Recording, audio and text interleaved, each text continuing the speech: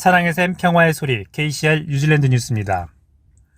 뉴질랜드는 오는 9월 26일 엘리자베스 2세 여왕을 추모하는 국가기념일로 일회성 공휴일을 갖습니다. 제신다 아던 총리는 뉴질랜드 국민들이 지난주 96세의 나이로 서거한 여왕을 애도하는 휴일을 가질 것이라고 발표했습니다.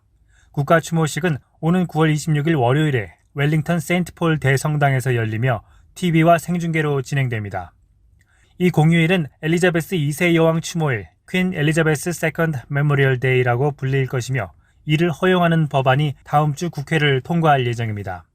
추모식은 영국에서 공식 장례식이 끝난 지 일주일 정도 뒤에 열릴 예정입니다. 뉴질랜드 시간으로 다음 주 월요일 저녁에는 전 세계에서 각국 지도자들이 참석할 예정입니다. 아던 총리는 오는 수요일에 데임 신디 키로 총독과 함께 고위 인사들을 만나기 위해 런던으로 향합니다. 장례식이 끝난 후 아던 총리는 UN 총회를 위해 뉴욕으로 건너가며 국가 추모식에 맞춰 뉴질랜드로 돌아오기 전 일주일 동안 그곳에 머물 예정입니다.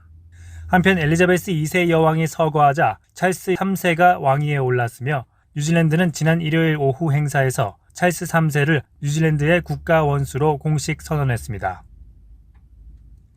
세계에서 가장 활발했던 주택시장들이 고통스러운 재설정에 직면하고 있습니다. 거품이 많았던 부동산 시장들은 소비자들이 재정적 압박을 받음에 따라 두 자릿수 가격 하락에 대비하고 있습니다.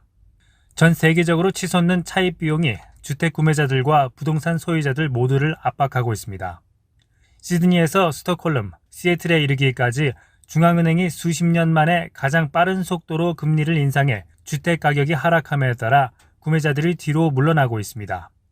한편 코비드19 대유행 붐 동안 주택을 구매하기 위해 저리에 대출을 받았던 수백만 명의 사람들은 앞으로 더 높은 대출 이자를 지불하게 됩니다. 가계부의 주요 원천인 부동산의 급격한 하락세는 세계 경제 침체를 악화시킬 위험이 있습니다. 지금까지의 침체는 2008년 금융위기 수준에 가깝지는 않지만 소비자 신뢰를 해치고 깊은 경기 침체를 일으키지 않으면서 인플레이션을 억제하려는 중앙은행가들에게 하락이 어떻게 진행되는지가 핵심 변수입니다.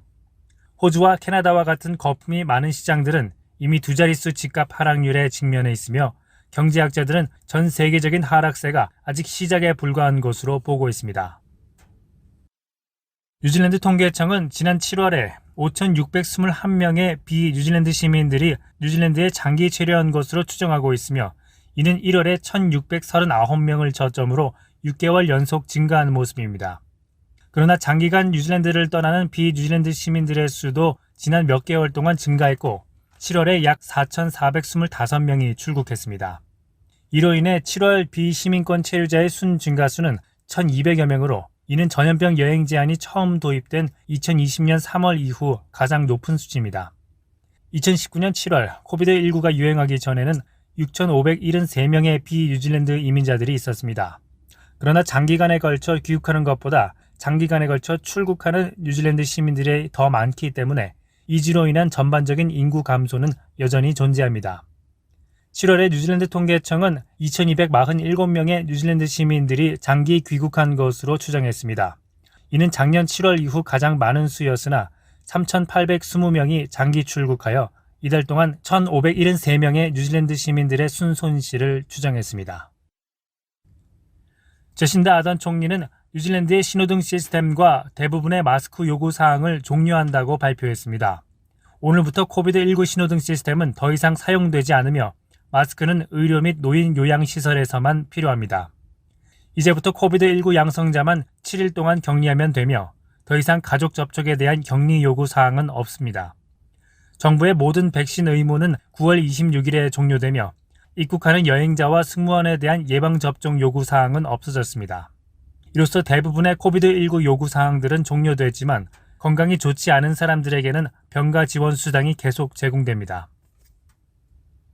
정부가 코비드19 신호등 체제를 철폐함에 따라 에어 뉴질랜드를 이용하는 승객들은 오늘부터 마스크를 착용하지 않아도 됩니다.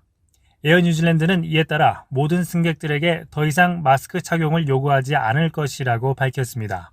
린 제러티 고객 판매 담당 책임자는 승객들은 본인들이 원하면 마스크를 착용할 수 있으며 원하는 사람들에게는 마스크를 계속 제공할 것이라고 밝혔습니다.